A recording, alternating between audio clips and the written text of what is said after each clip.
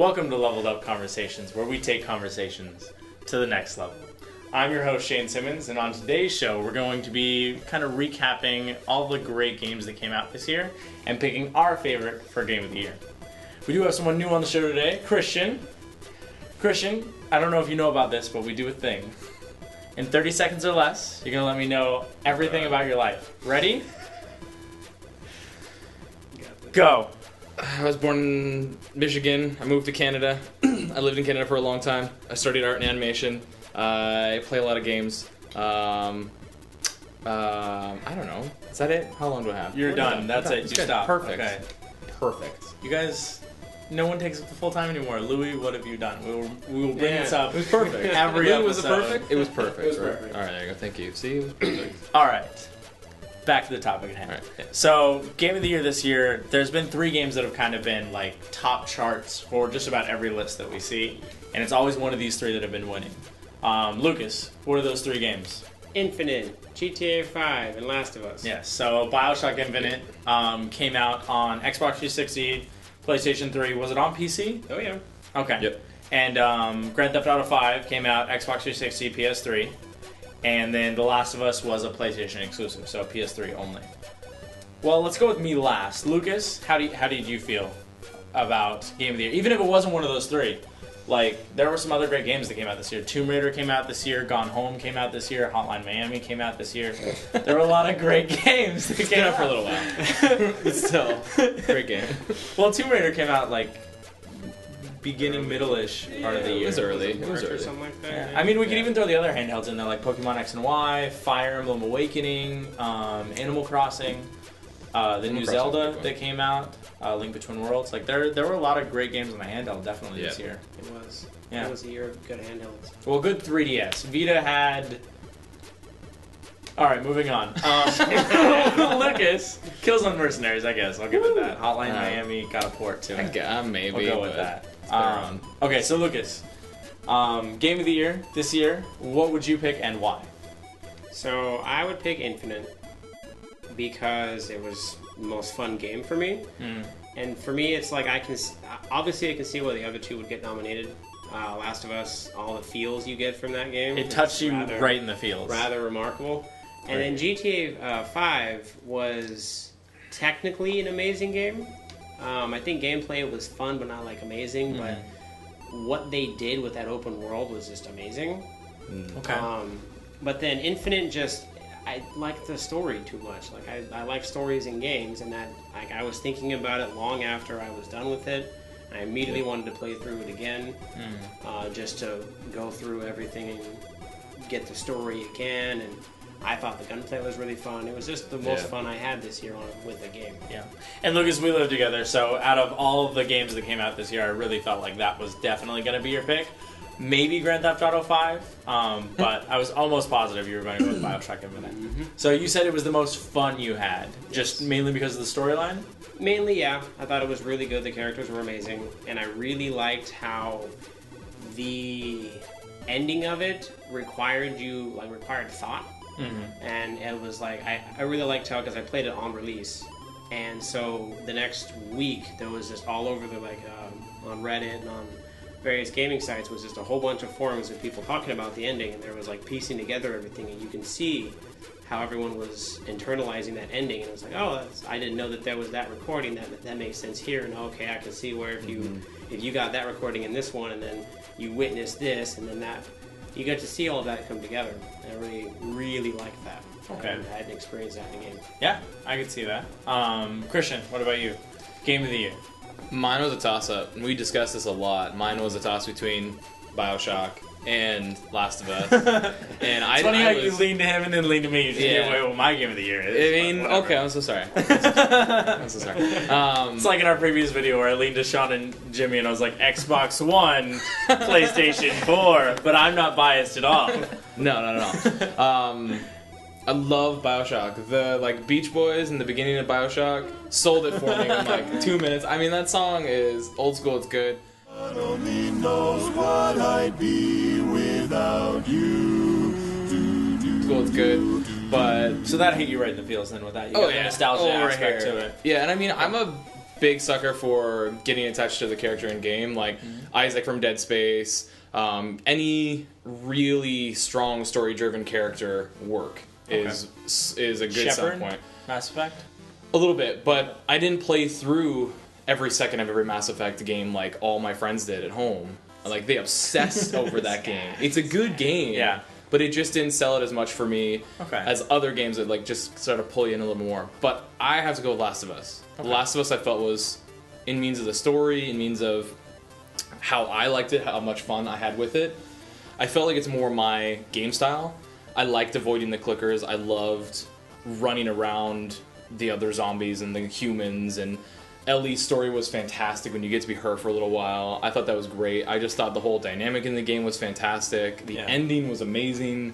I love BioShock's universe. I love how they ended it. I love the extras you get and the little things that change through the game. Like, I don't know about how many times you guys played it, but every time I played it or saw someone play it, one of the first questions you get is, do you pick heads or tails?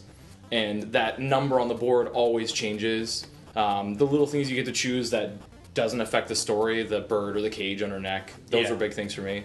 Those are just little extras that add details. The little details for the game are huge, but overall, I'd say Last of Us. Okay. Just more towards my style. Yeah.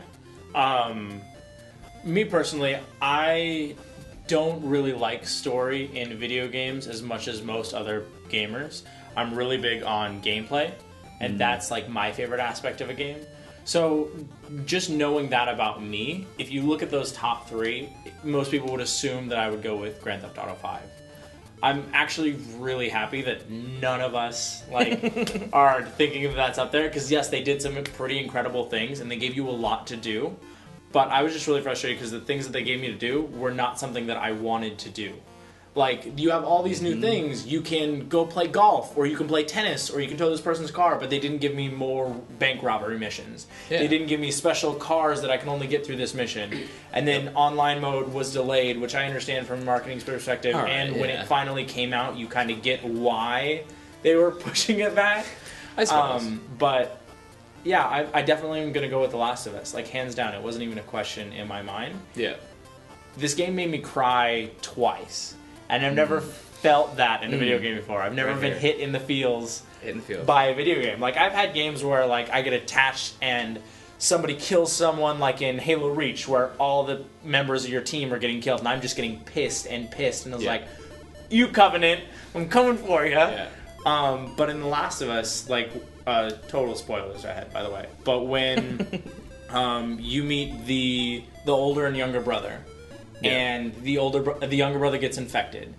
I have a little brother, and that's all I could think of when they were like running, and he doesn't help Joel up, and everyone's like, "Oh, Joel's a dick," and I was like, "I do this same," or that guy's a dick. I was like, "I do the same thing to Joel." If that's me and my little brother trying to survive, Joel's dying. There's no question in my head. Find another way. I'm sorry, we're leaving. And then later towards the end, where he shoots his little brother because his little brother gets infected. Like, that would have hit me just as hard as that hit that character. Like, I'm totally attached right there. That was a huge part of that game. I saw that coming, and as soon as you saw those characters, the first thing that came out of my mouth was one of those guys is going to get infected. And I was wondering the entire time we were with them, am I going to have to make the choice as Joel to, like, especially in the last scene where you, sorry, spoilers, blow up the Humvee, or the Humvee blows up. Both of them get hopped on, or at least in my game, both of them get hopped on by a clicker. And I thought that was the choice of who gets bit. And I was wondering the entire time. Now I happen If to I shoot. shot the Spoosin first, would exactly. The thing with me though is that never crossed my mind. I was so sucked into the game, and it usually would have. Like, I hate a lot of TV shows because like halfway through I'm like, this is gonna happen because it makes a better TV show, so of course it's gonna happen. That never happened with The Last of Us, even if parts of it were super cliche. Like, I never got an opportunity to step back and look at it. Yeah. To where I was like, oh, I know that this is something that's going to come up and happen. I think they stayed away from the cliche, though. I think they hugged it pretty close. Like, I think the entire game, you're expecting things to happen, and whether it does or not, that's not the important part. It's more so that everything can go wrong. You're just the general aura of the game, just like any horror game tries to do. Like, that game wasn't particularly scary, but just the general aura of like, oh god, I gotta go through this room, or oh god, I gotta do this. Well, or, the thing that they did that most horror games do is they give you a lack of resources. yeah, that's a good one. But throughout the game, you're not afraid of the zombies as much as you're afraid, or the infected, as much as you're afraid of the other human beings. And it's that humanistic element to it, because that's how the world would play out in my mind. Like, yes, you have these zombies that could infect me and kill me, but this other guy's going to kill me regardless because he wants what I have, this gun or this food or this little girl. Yeah. Something like that. I feel like the gameplay was really, really solid. Coming from Naughty Dog, I expected that, but I just went through all the Uncharted games for like the 4th time, and so that gameplay gets really stale. Yep. Something that Naughty Dog did that I was really expecting in The Last of Us was they always would have you go through this fight scene, all these guys pour in, kill them until you get to the next cutscene. The Last of Us never really did that, for me at least, until that's all I wanted to do. At the very end, when they take Ellie from you, all I could think of was Rorschach from Rorschach. Yeah, from Watchmen, where he's like, "You're not locked in here with me," or well, I'm not locked in here with you. You're locked in here with me. Yeah, That's all I could think of. Like, I'm gonna go through these levels and I'm gonna destroy everyone that crosses my path. And it wasn't even like try and sneak by them, conserve ammo. It was shoot every one of you in the face and beat you as brutally as I can. That's what it was. It was just no one will be alive when I get to the end. And don't even worry about cover. Just run through with your shotgun. Or like sit in the corner and just go with them. Like I was shooting out lights, shooting in the face, and just being like, that's gonna happen. At the end, a lot of people were like, "Oh, I tried not to kill the doctors because it's not their fault, and if you wait long enough, they come at you." I didn't know. I torched him with a flamethrower. I walked in and came at him with a knife, and it's like, "You're going down, man! This is Ellie!" And then I really loved at the end, because everyone was like, "What? I'm the bad guy at the end?" And in my mind, I'm not the bad guy. I could totally understand why Joel would do that. Like, you can see him as the bad guy, but the whole world is there's no moral compass anymore. It's not about right and wrong. It's a complete gray area, and it's survive. And so at the end, like, I understand why Joel made the decision, and I love that it wasn't like you love in BioShock. You get to make the decisions, right? You're a huge BioWare fan. You love that in Mass Effect. I love that I didn't get to make that decision. I love because I'm not as good a storyteller as Naughty Dog is. I want to know the story that they had for me, and that's what I want to experience. Yeah. So I can feel that. Yeah. Yeah, I mean, the big thing, I didn't feel like a villain in the end, and me and my roommates were discussing this for hours after the game, because we all loved it. We all sort of watched it as I played too, and me and my roommate were discussing just her and like what she would have really contributed to the whole like biomedical cure. And like realistically, their world is already shattered. It's been how long? 25 years, whatever. Like it's been 20 years. Because it starts with Joel and his daughter, and then it jumps ahead. It's done. I think it's 20 years. Yeah, right? I think so. Yeah. So like after 20 years, like everything is so fragmented. Her like little portion, even if they came up with a cure, it would take decades for anything to occur, and it would probably be better if Ellie would have kids, if she could have kids, and start passing it down genetically instead of trying to create a cure that like might happen if they cut up her brain. Yeah. And like, see, I didn't even think of that. I was like, no, this is Ellie. She's mine. Go away. I lost my daughter. Wow. You're not taking this from me. It really got like... it got me right in the feels. And a game's never done that before to me. And I've been gaming for a long, long time, like 20 plus years now. So those are our picks for Game of the Year. We'd love to hear your picks. But before that, runner-up Game of the Year, what about not out of these three? If you had to pick one that wasn't one of these three, Lucas. I would need... I can't think of this kind of stuff on the spot. I would need like a list of what came out this year. Did you play Tomb Raider? Yes. I know you played Pokemon. Did you really like that? No, it was good. Yeah. Not Game of the Year though. What about you? Hotline Miami. I don't know. That was like something I played in the summer. It was just like pure fun. I got like an amazing collection off of an awesome website, and it was like super cheap and just so many great games. But I don't know. Hotline Miami is probably not Game of the Year quality, but out of just enjoying the game, I gotta go back to BioShock because like BioShock is. I told just, you like, not one of these three. I know.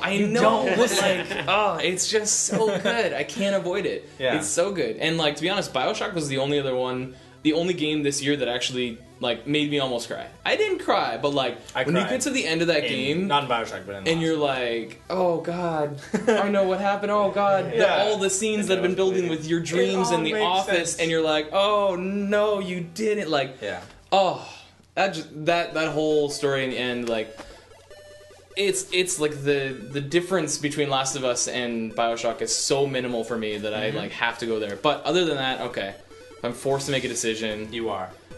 you know what? Like, I have been loving. Angry Birds, Star Wars 2. That's pretty good, I'm not gonna lie. But The Room, number 1 and 2. Okay. The Room is an older game. The Room 2 came out pretty recently. Yep. Amazing set of games. They are exactly what I've always wanted out of a puzzle game on the iPad. Uh-huh. It's the only game on the iPad that I would like buy an iPad to be like, you should play this game. This Yeah. is the required game for you to play as a gamer. That's how I feel about XCOM on the iPad. But yeah, The Great Room game. Yep. is perfect segue into. I would pick Gone Home. I don't know if you guys played that or not. But, Tell me all about it, but and it's not even like. It's not even for reasons that games get Game of the Year. I would pick Gone Home because it's so different than everything else I've ever played. I don't do well with scary games. I get really scared. There were times where I had to pause it and like walk away. And if you haven't played Gone Home, you need to stop listening now. Okay, so the fact that there's nothing ever there, but you think there is the whole time. Like there's nothing haunting the house. It's Really? just a story. It's just a scavenger That's hunt where it. you're finding information about your sister. wow. In this really creepy Okay. theme.